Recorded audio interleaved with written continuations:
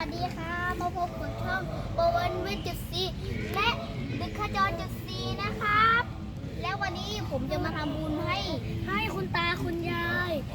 แล้วที่นี่มีเต่ามีปลา มีนกว่าเขาจะเอาขนมปังไปให้นกกิน ไปกันเลยครับไป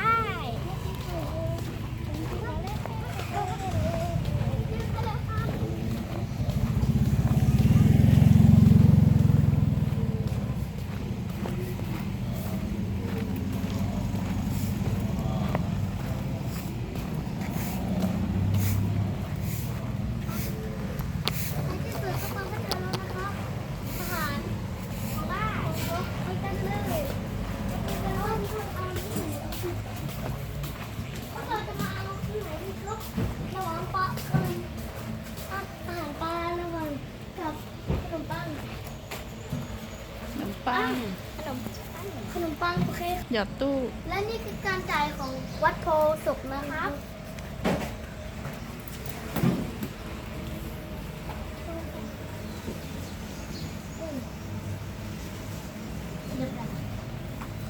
ไปกันเลยไปให้อาหารปลากันนะคะ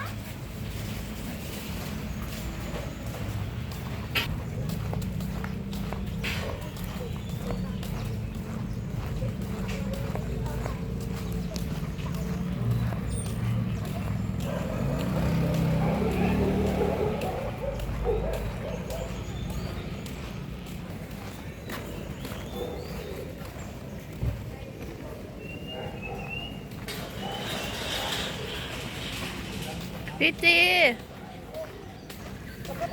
ถึงแล้วนะครับตอนนี้วัดโพสุขเจริญผลนะคะตอนนี้เราจะให้อาหารปลาแล้วนะคะ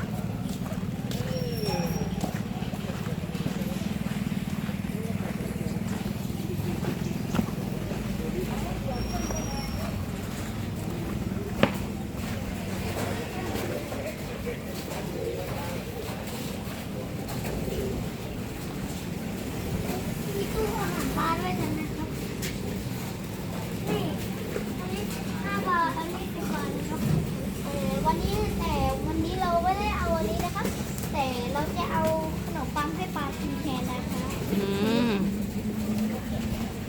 น้องกินได้ไหมอ่ะ นกก็กินได้นะคะ โอเค บาย ตัวต่อไปที่วอนวางให้นกกินอาหารเดี๋ยวเราจะให้ปลากันนะเดี๋ยวเฮ้ยต่อไปให้จีวอนวางให้นกแต่ไม่ค่ะเราต้องให้ปลา5 แผ่นส่วนเราจะให้นก5 แผ่นโอเคตอนนี้เราให้ปลาไป2 แผ่นแล้วเร็วฝัน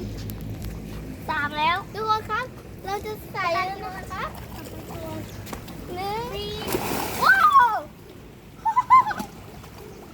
4แล้ว5โอเคก็ต่อไปปลาดวนอุ้ยใส่หมดโอ้ข้าวยาวว่าต่อไปให้อาหารนกน่ารักอุ้ยดวน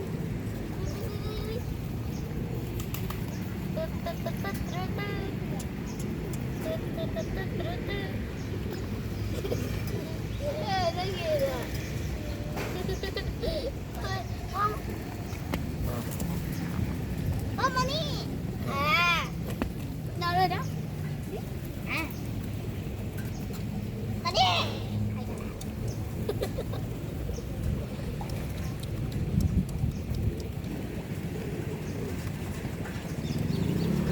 โดนนกติดเยอะมากนี่ก่อนใช่โอ้ยกินจะหมดแล้วใจเย็น